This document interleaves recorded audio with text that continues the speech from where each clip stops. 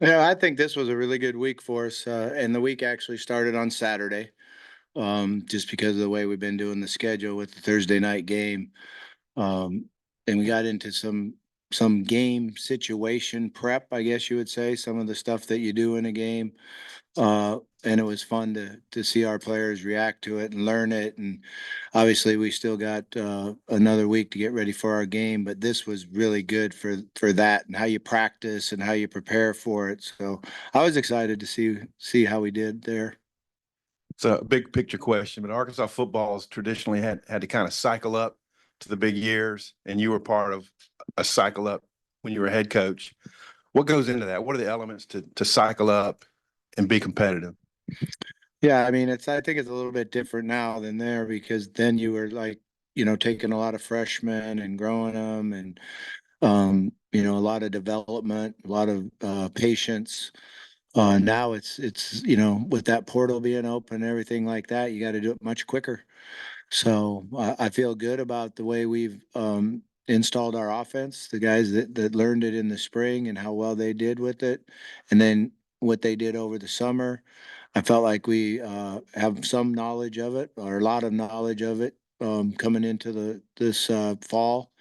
And then the last week, we're in the phase of cutting it back and starting to refine and start to understand who we are and what we do well, um, and kind of putting some parts aside for later and working on other things that, hey, we got to get this down. We got to just keep working on it and get it down. So we're certainly not where we want to be right now.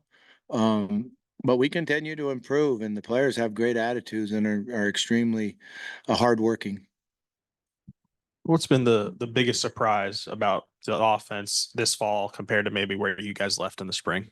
Yeah, I've always been hard on the biggest surprise and the biggest this and that, but I think what we started when we first started out, the thing that shocked me the most was that we were a little bit behind the defensive line as far as how we ended spring and running the ball and protecting the quarterback. And I felt like it took us 4 or 5 days. We started getting better, came at it. Another couple days, we're better. Now I feel like our offensive line is working together and starting to see what we saw at the end of spring ball and starting to actually go past where I feel like we were at the end of spring ball, and we're executing and doing both, being able to run the ball and throw it. And you got to do both. A week out now, have you begun to think about, maybe the emotions that you'll feel, coaching an Arkansas football game again and, wearing all the Razorback gear during a game that counts for the records? Gosh, I wish I could think about it, but coach been grinding us, man. I haven't had time to think about a whole lot. We're here early in the morning and getting home late at night, but it'll be fun. I'm looking forward to it. I've always enjoyed going down to Little Rock and playing down in Little Rock, and I think it'll be fun. I can't wait till we get down there. Sidelines or booth? Yeah, I'm going to be in the sideline. You got the clicker now where you can talk to the quarterback and the earpiece, and can't do that from upstairs. I thought about it. I kind of liked it last year upstairs and calling the game and being away from all the elements that go down there. But I didn't like not being able to see the quarterback's eyes and how they were reacting and what was going on the sideline. So I think it's the right decision to be down. Speaking of Talon, I know you've worked with him on a lot of fundamental technique things. How do you feel like he has done in that area? Do you ever catch him reverting some bad habits and stuff? And what are your thoughts overall on him and his ability to lead the team? Really excited about how coachable he's been and how much improvement he's made. He's setting the way I want him to set now. He's got his delivery where it needs to be. There's every now and then where he'll drop down a little bit and revert back to some old habits. But I really like how coachable he is and how much he works at it. And I think this week he's been as good as he's been. His accuracy and making all the different throws, and he can really throw it down the field, but he can also make them medium range throws you have to make to move the sticks. When we think about your time here before, I always think about those wide receivers, Joe, Jarius, Greg, Kobe, and those guys. And you've got a good looking group up here. I don't want to compare or anything, but do you feel like you have guys that maybe even could play next level type of football? I mean, is that the kind of talent you have at wide receiver? I feel like we do. I feel like we definitely have guys that will have the opportunity to play at the next level. You know, they got to show it though, and they got to prove it. And I think that's what, when you look back and you think about those guys you just mentioned, you know, they went through some tough times, and they got hit in the nose a few times and got knocked down and knocked out, and then they just decided. I think what the way Joe tells it to me, they just decided they were going to go out and dominate every game. Like they felt everyone went after them when they were all true freshmen. So I feel like our attitude's right with our receivers now, and our toughness is getting better and growing. But it's a game where, you have to be mentally tough, and you drop a ball, you forget about it and move on. And it's really what happens the next play, whether you make a big play, don't over celebrate it, or you make a bad play and don't put your head down. You just got to play one play at a time. And I feel like we're learning that. Speaking of the wide receivers, how many do you feel comfortable playing in a game? I mean, how many would you like to be able to go through a game with? Yeah, I think you need to have at least six guys, sometimes five, to really rotate and keep guys fresh and use different personnel groupings. It would be nice if you could get up there to seven, and then an eighth guy that you felt good about in case something happened. Um, but we're still working on that too, exactly seeing who's in the right spots and who's back, and how we're going to rotate them in when we get to live action. Are you able to say if Patrick Kudus was back at practice and how he was looking? He's back doing some work. Yeah, he's back doing some work, and that's really encouraging to us. And I feel good about it. And I think Coach Pitt's the one that knows more about that than I do, but he has been back out there doing some work. And if he isn't able to play, how confident are you in Marion Harris there? Very confident. Marion's done a really nice job. I think that's what's helped us a lot in this last week and a half, and our improvement and our confidence together and working together, is him jumping in there at that left guard and doing a really, really good job. Bobby, speaking of your receiver rotation, I know we've had a lot of talk about Harrison and kind of joking about his age and all that, but going serious, what kind of camp has he had? Where does he fit into the big picture? And just what's it like coaching a guy who's that old? Yeah, he fits in really well. I mean, he's big, physical, strong guy, keeps getting better and better every day. His routes are getting more and more disciplined. He catches the ball, and guys bounce off of him. I mean, he's got a chance to really help us a lot. Yeah, what do you think about his personality? I mean, an older guy who's played pro ball, made some pretty big money when he signed, and he's out here, as a walk on. Yeah, I think he's been very humble and been good for everyone else to be around, because you look at a guy that's been to the major leagues and been out there in the show, and now he's in here grinding with us, getting sore, and understanding what it's like, just like everybody else. And he's been very, very humble and works extremely hard. He does his leadership with players on his own, kind of one on one. And is very quiet in practice, but goes extremely hard. And everybody respects the way he works. Or you've been on the other side of this FBS FCS thing at Missouri State, and UAPB is probably not as good as your teams were.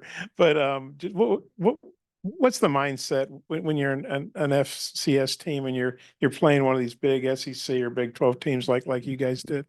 Yeah, what we always just tried to do was go in and play our best and compete, and try to shorten the game a little bit if we could when we were in there. I don't really like the matchup. I don't think it's really what we want in college football.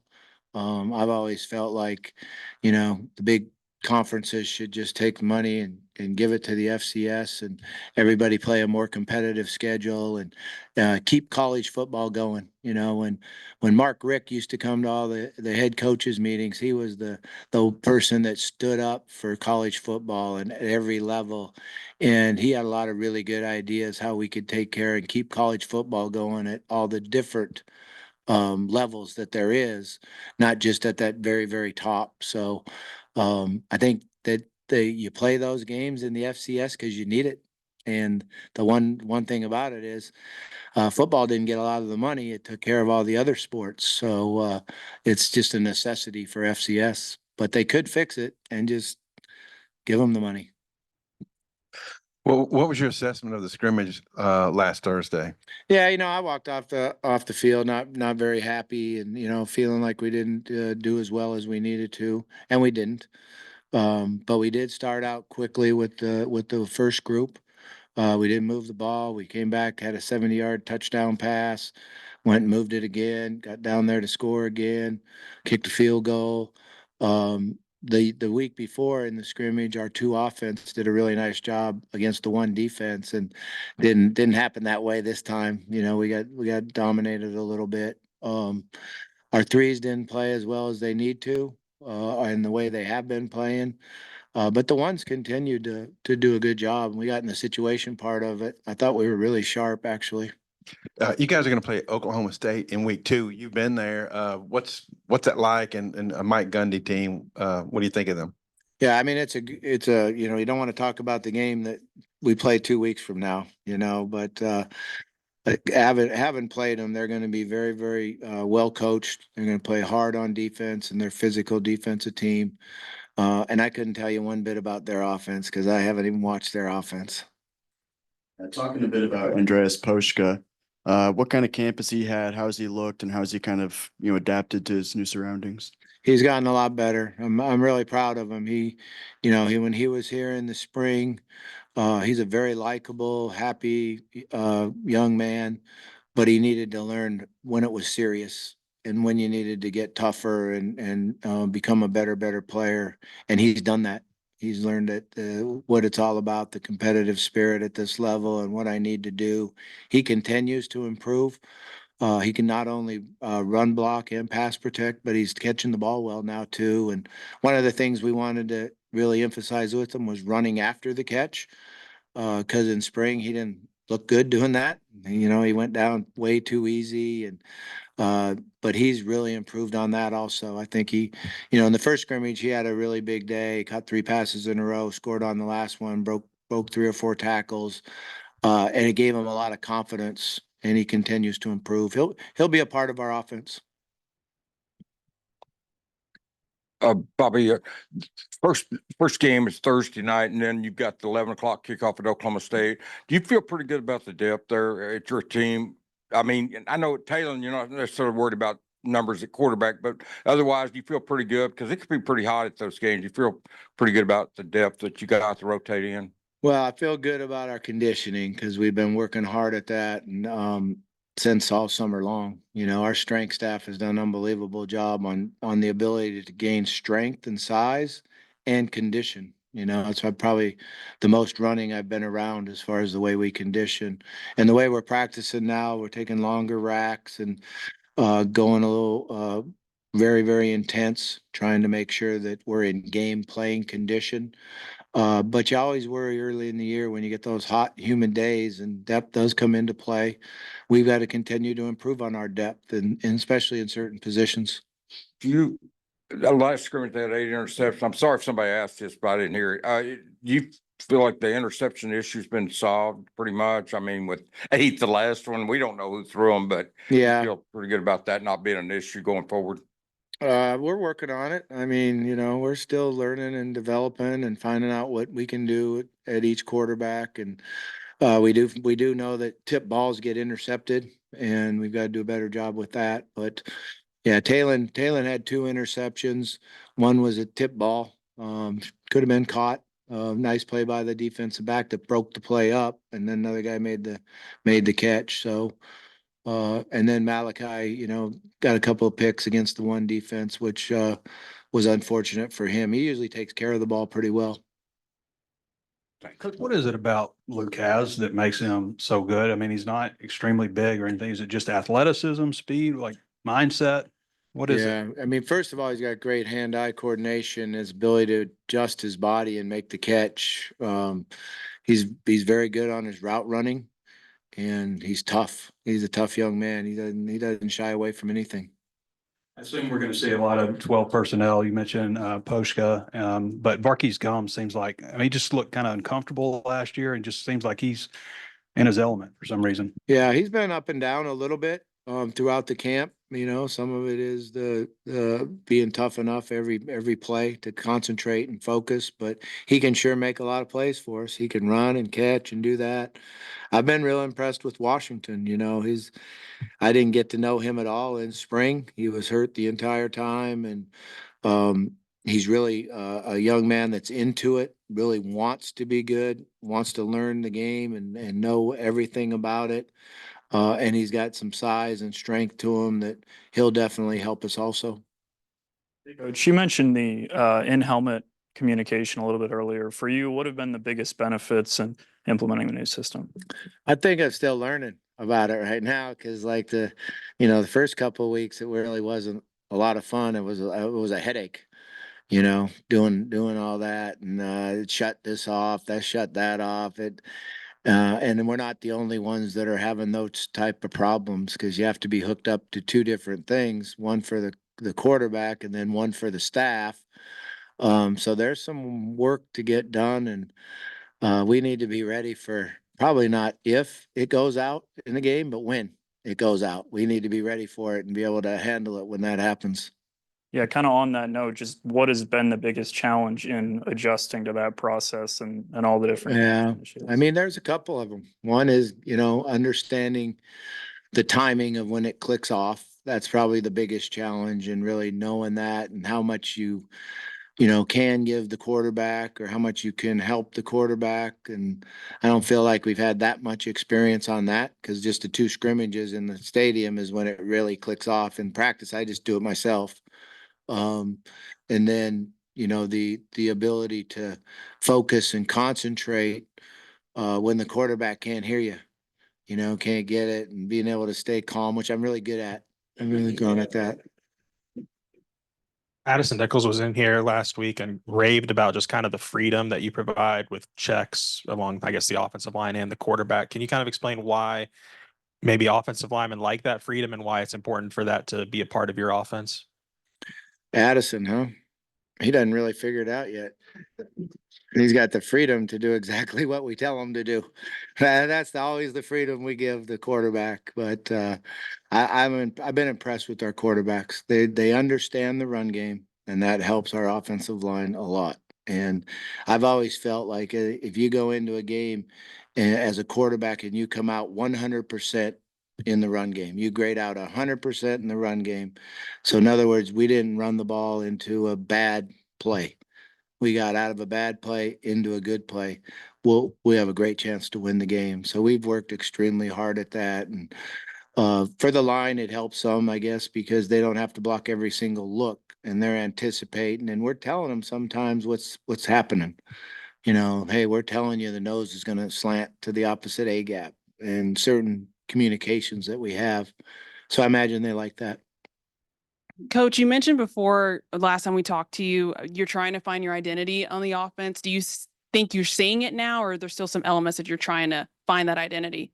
Yeah, I mean, we're still working on it. We've got some time to work on it, but I feel better about understanding what we do best in the run game. And I've always been a flip the line guy. I know everyone knew that before when I was here, and I quit doing that a couple years ago, mainly for my assistant coaches. So when they went and interviewed, people didn't think they were crazy. Like, they just no one in the country did it. I did it to try to, help young men do what they do best and be at a position. But so, run right, run left. What do we do with the tight end? How do we get to certain things? We're still working on those parts of the identity, but I think we understand what we're doing in the run game. Our protections have been pretty solid. Our communication has been pretty solid on that. And then it's just the aspects of the passing game that we like the best, and we're getting closer on it. Which I know you obviously the goal is to score a touchdown every time, but it sounds like Shipley's had a pretty good ball kicking the ball. How much confidence does it give you as a play caller when you've got a kicker that's maybe dependable like that? I don't watch. I don't watch the kicker. You know, I quit watching kickers after last year's experience. I don't watch him at all. Not in practice, not nothing. I don't watch. I ask him, did he make it? And they say yes or no, and that's all I know about kicking the ball.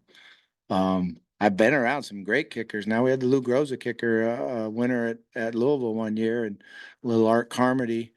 And we had a heck of a kicker here when I was here. But last year's experience made me quit watching, don't watch practice.